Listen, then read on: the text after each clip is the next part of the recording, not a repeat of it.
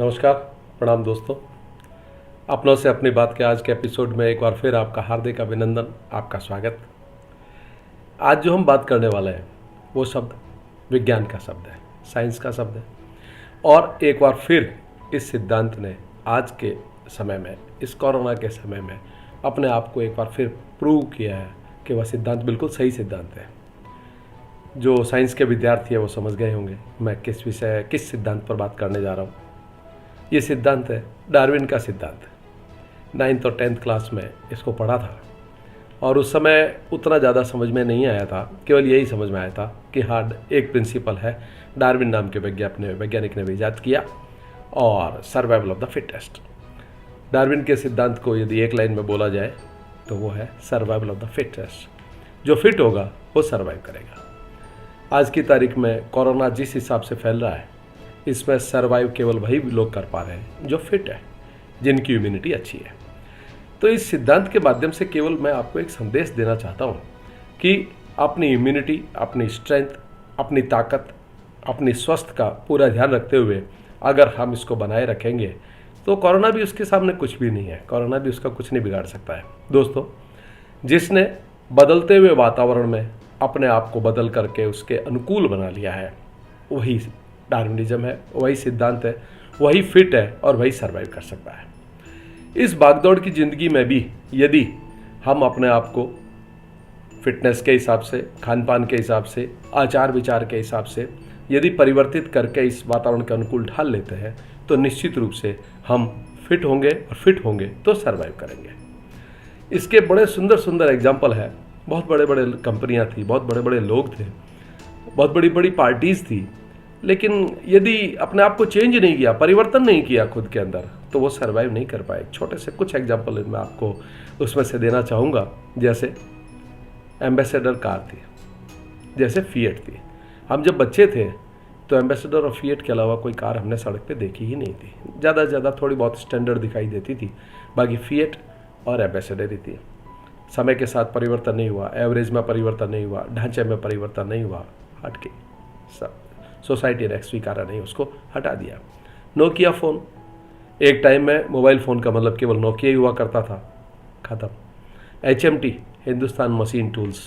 HMT की घड़ियाँ विश्व प्रसिद्ध घड़ियाँ थी, अपने समय की एक्यूरेसी के लिए विश्व विख्यात घड़ियाँ थी। ये आज की तारीख में कहीं पे भी नहीं दिखाई देती है। Vespa scooter.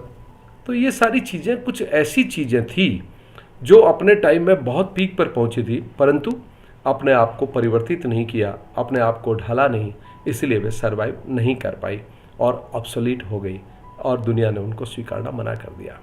मेरा इस माध्यम से आप लोगों को संदेश देने का केवल एक ही मकसद है कि स्वयं को फिट रखें, आचार विचार से, व्यवहार से, खान पान से, शारीरिक रूप से, और इस प्रकृति में यदि मौजूद रहना है तो जो फिट होगा वही सर्वाइव करेगा। इसके बड़े सुंदर एग्जाम्पल्स दूसरे भी हैं। एक नीम है, नीम से हजारों निमोलियाँ, जो बीज होता है वो गिरता है। पूरे पेड़ के नीचे नीम की निमोलियाँ रहती है, लेकिन उनमें से पौधा कोई एक आदि बनता है, सब नहीं बनते। इतनी मछलियाँ होती है, इन मछलियों में सर्वाइव लिमिटेड मछलियाँ ही कर पाती है।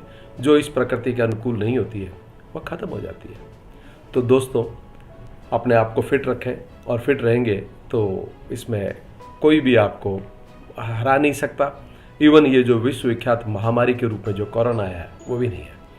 आज भी बहुत सारे लोग संक्रमित हैं। टेस्टिंग नहीं हो पाने के कारण से अभी, या टेस्टिंग नहीं करवाने के कारण से लोग बाग नहीं नज़र आ रहे हैं, लेकिन हकीकत में देखा जाए तो संक्रमित बहुत सारे लोग हैं, परंतु उनका इम्यूनिटी सिस्टम अच्छा है, उनका बिल्टअप अच्छा है, तो वो लक्षण नहीं आ पा रहे और को वायरस कोरोना वहाँ पे हार रहा है।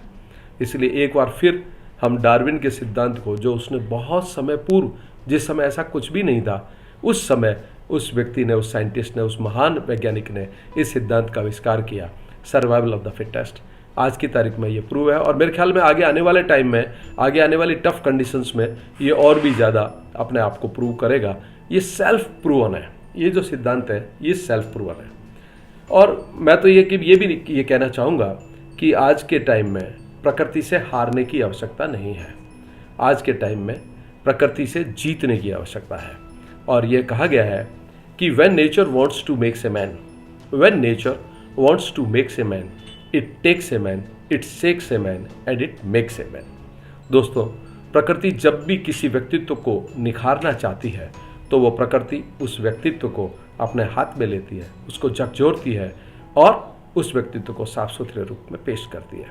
दोस्तों, कोरोना से जो जीत गया, आप ये देखें कि जो कोरोना से संक्रमित नहीं हुआ और जो कोरोना से जीत गया, उस व्यक्ति का प्लाज्मा यदि दूसरे संक्रमित व्यक्ति के चढ़ाया जाता है तो वो उस पर असर दिखाता है। कितना सुंदर सिद्धांत है और कितना प्रूव सिद्धांत है कि संक्रमित व्यक्ति जिस पे असर नहीं हुआ या जो ठीक हो गया है, उसके संक्रमण के बाद में भी उसको लक्षण नहीं दिखाई दे रहे हैं, उसके प्लाज्मा से दूसरों का इलाज किया जा रहा है। आप मान के चलें कि जब भी कभी वैक्सीन भी बनेगा तो इन्हीं सिद्धांतों पर आधारित वैक्सीन बनेगा। इसलिए स्वामी विवेकानंद ने जो कहा था, एक बार फिर पुनः दोहराता हूँ, खुद में विश्वास करें, खुद को मजबूत करें और खुद को वैचारिक रूप से भी मजबूत करें ताकि पॉजिटिविटी रहे और पॉजिटिविटी रहने से इम्यूनिटी बढ़े।